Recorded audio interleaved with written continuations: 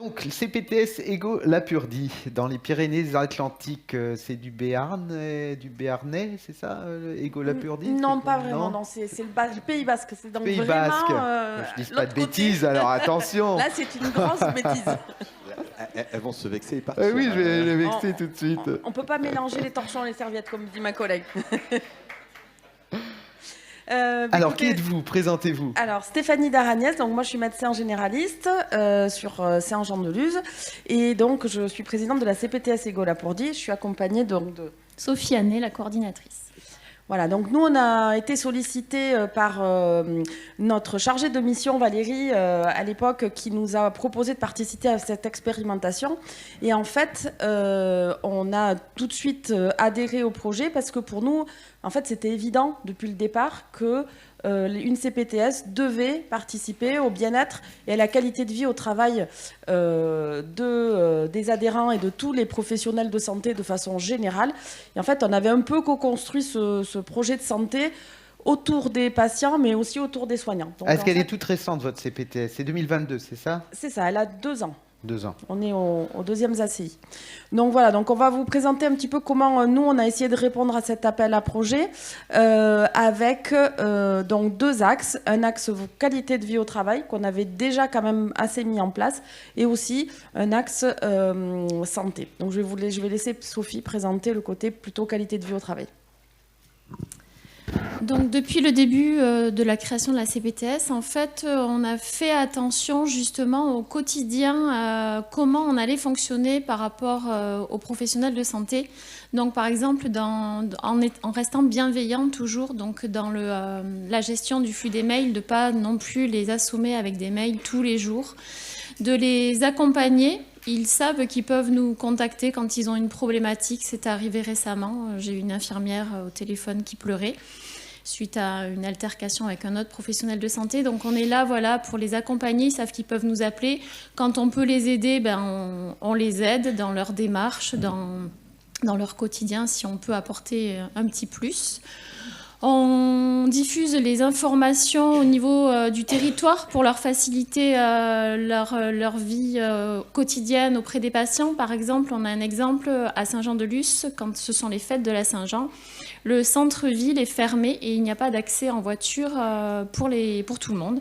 Et les professionnels ont des difficultés justement pour accéder au domicile de leurs patients du centre-ville.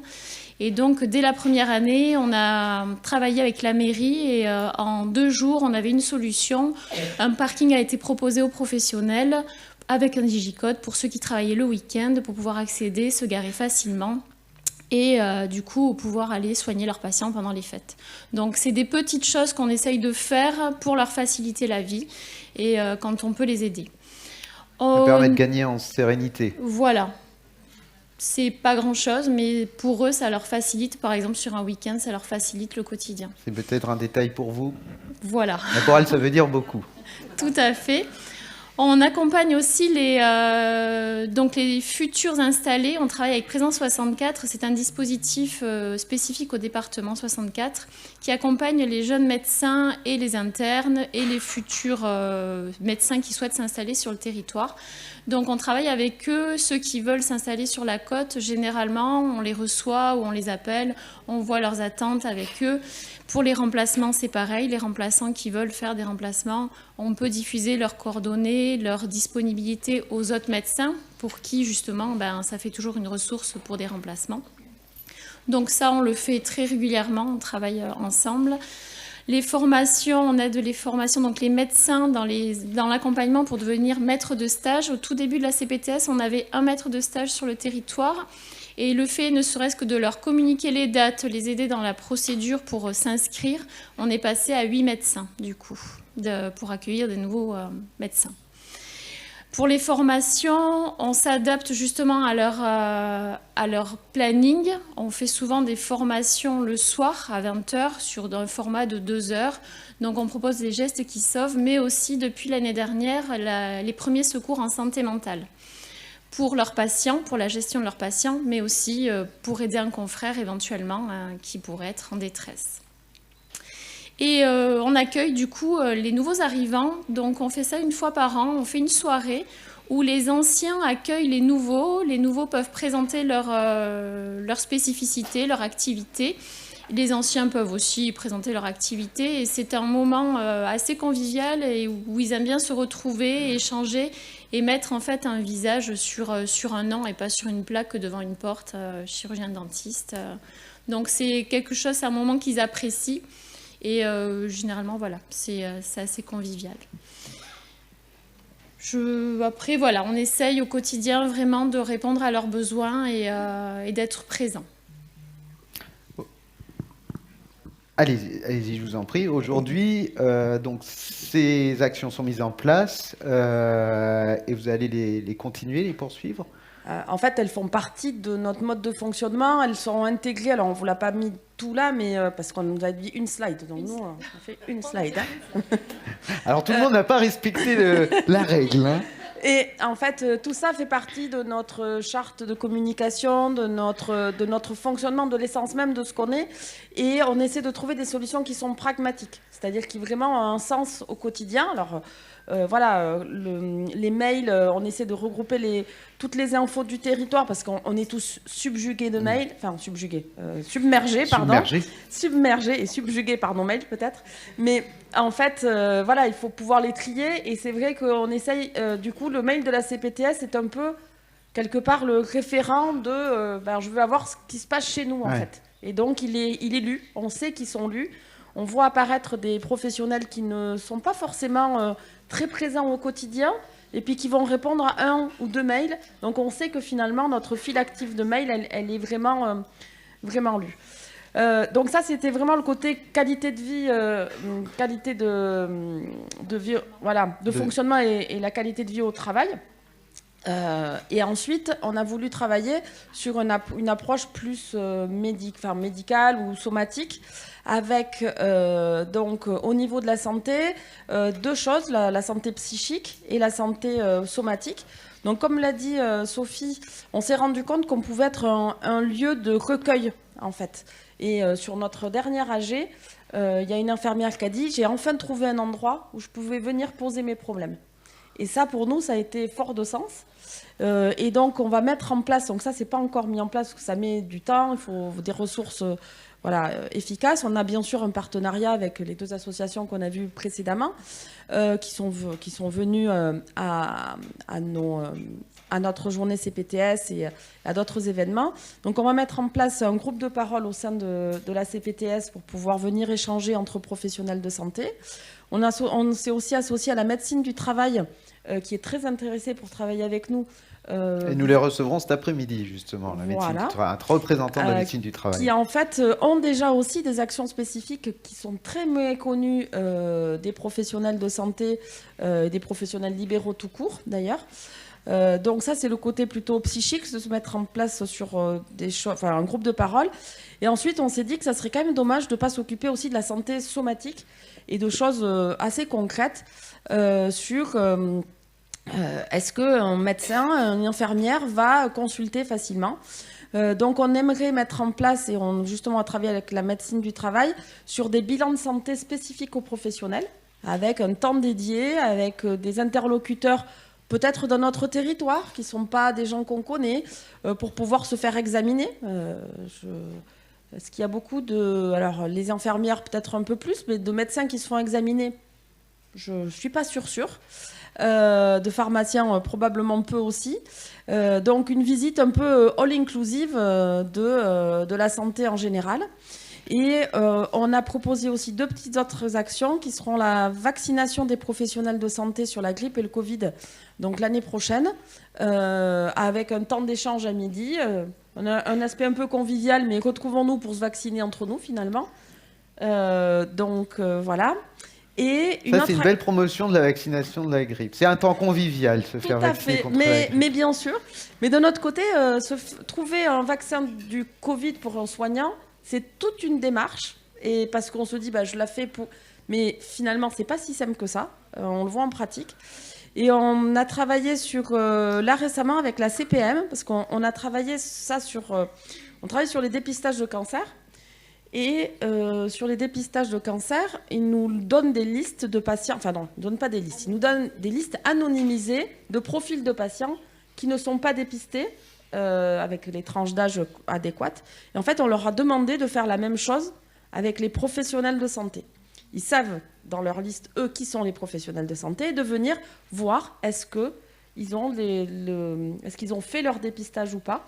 Et en fait, travailler sur cette population spécifique. C'est-à-dire on travaille sur les ALD, on travaille sur des tranches d'âge.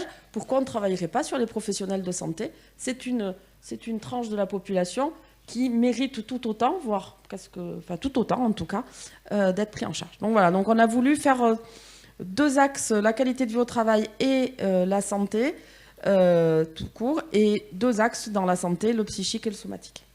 Kamal Larguet, vous voulez intervenir. Oui, vous ne nous avez oui. pas dit d'où vous veniez. Alors moi je viens du Lot-et-Garonne, je suis trésorier de la CPTS Biosanté 47. Et nous on a signé aussi en 2022 et on a commencé à imaginer notre CPTS en 2019.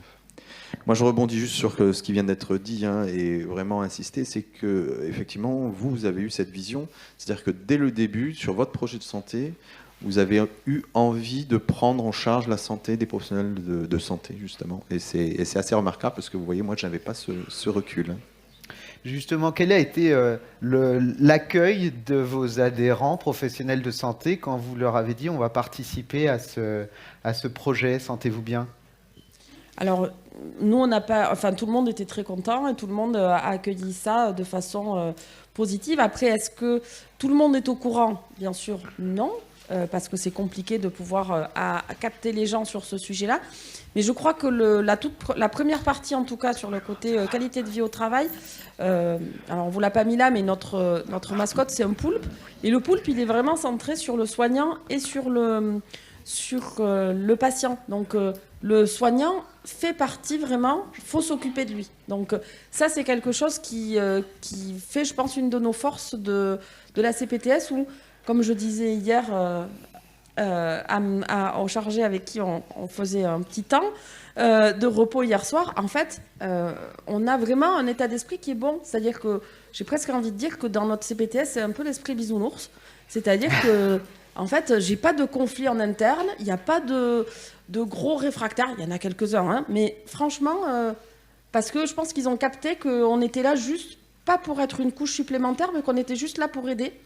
Et qu'on pouvait répondre à plein de choses en les aidant dans leur vie au quotidien, qui est la qualité de vie au travail.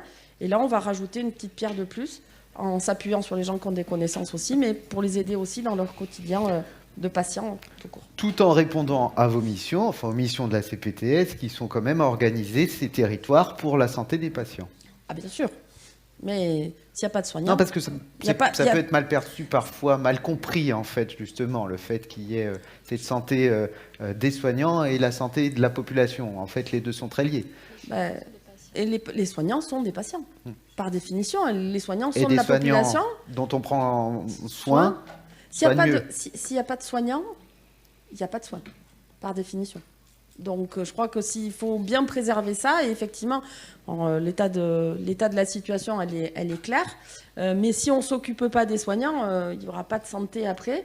Et quand on voit le délitement et justement toutes les difficultés qu'on a pu lire, je ne vois pas comment on pourrait fermer les yeux et ne pas s'occuper de ça.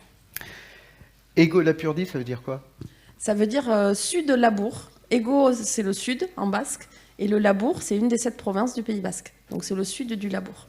Merci, vous nous faites voyager un petit peu. Merci beaucoup. On peut les applaudir. Pour chacune des coordinatrices qui êtes là, qu'est-ce que ça a changé, vous, dans votre façon de voir votre poste, votre métier ? Je vous laisse prendre la parole les unes après les autres. Nous, c'est plus sur une continuité, en fait. Et vraiment continuer dans ce sens-là. Mais est-ce que vous vous êtes senti affirmé, confirmé dans cette idée que vous aviez dès le départ ? Oui. De prendre soin des soignants, c'est une évidence, en fait. C'était une évidence pour vous ? Oui, mais je pense que c'est évident même pour les gens du bureau, du CA, pour prendre conscience collectivement les professionnels de santé du territoire. Oui, bonjour, Marie-Félicie Calande, je suis pharmacien et je suis en Charente-Maritime dans un CPTS en cours de naissance. Par rapport en fait à toutes ces initiatives que vous mettez en place donc dans le prendre soin de ceux qui prennent soin, est-ce que ces initiatives aident à lutter contre la pénurie des soignants? Parce que en Nouvelle-Aquitaine, on a pas mal de zones, et moi dans la zone dans laquelle je me trouve, on est en pénurie. Est-ce que ça aide à renforcer la cohésion de ceux qui sont sur le territoire et qui sont débordés? Est-ce que c'est aussi un critère ou une facilitation pour le recrutement de soignants sur vos territoires? Merci. Alors moi j'aurais deux petits exemples. L'exemple des remplaçants en fait que l'on reçoit au sein de la CPTS, que Sophie reçoit, leur présente l'offre du territoire et on va venir diffuser en fonction de leurs besoins à certains cabinets médicaux, en fonction de leurs besoins et de leur appétence. Et en fait, en faisant ça et en le faisant de façon un peu coordonnée, structurée, finalement dans leur qualité de vie au travail, leur présentant leur outil de travail, eh bien, on s'est retrouvé à des remplaçants qui vont venir plus chez nous parce que par manque de maturité, il y a d'autres CPTS qui les ont pris un peu plus de façon, distante, avec juste envoyer le numéro de téléphone à tous les professionnels. Et ça n'a pas été très bien vécu parce qu'en fait, finalement, c'est pas personnalisé, ça montre pas la cohérence du territoire. Et par rapport à... Alors, le deuxième exemple, c'est que hier après-midi, on a eu une réunion sur la précarité. Donc, on a fait, avec un professionnel de santé qui était là, la présentation de notre projet précarité. Et sa réponse a été de dire, en fait, ça redonne du sens à ce que je fais. En fait, la CPTS me redonne un peu de sens aussi à pouvoir aller dans des endroits où j'étais tout seul dans mon coin. Et cette cohésion fait que, dans l'exemple, on disait finalement, une sage-femme, elle aura toujours 2 heures à donner dans l'année pour aller faire un atelier. Mais à qui elle s'adresse? Comment elle fait pour le faire? C'est du sens pour elle de le faire. Elle est dans son quotidien, mais elle va sortir de son quotidien pour faire autre chose qui a donné du sens. Et en fait, c'est là que nous, on est intéressant parce qu'on va venir, dans la qualité de vie au travail, leur donner le temps de donner des choses qui auront encore plus de sens et sortir de leur quotidien qui est très chronophage, pesant, etc. Et qui va avoir, voilà. Et donc, pas plus tard qu'hier après-midi, le médecin donnait comme exemple, moi, j'ai du temps à donner pour ça. Moi, je veux faire des gestes premiers secours au SDF. Et en fait, grâce à la CPTS, je peux le faire parce qu'en fait, la CPTS s'occupe de toute la coordination et moi, j'ai juste à donner mon temps. Et moi, ça améliore mon exercice au travail. Donc, je pense que c'est des toutes petites graines, c'est des toutes petites choses, mais je pense que c'est cette qualité de vie au travail qu'on peut redonner aussi.